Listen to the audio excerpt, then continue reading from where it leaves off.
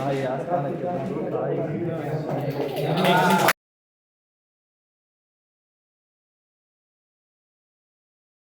ಭಾರತ ದೇಶದ ಸನಾತನ ಧರ್ಮವು ಶರಡು ಪಂಚೆಯು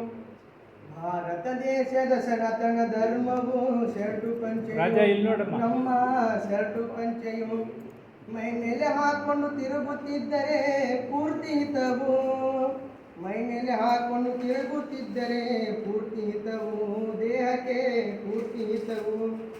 ಬಿಸಿಲು ಇರಲಿ ಮಳೆ ಬರಲಿ ಬಿಟ್ಟು ಹೋಗದು ಹಿರಿಯರೇ ಇರಲಿ ಕಿರಿಯರೇ ಇರಲಿ ಗೌರವ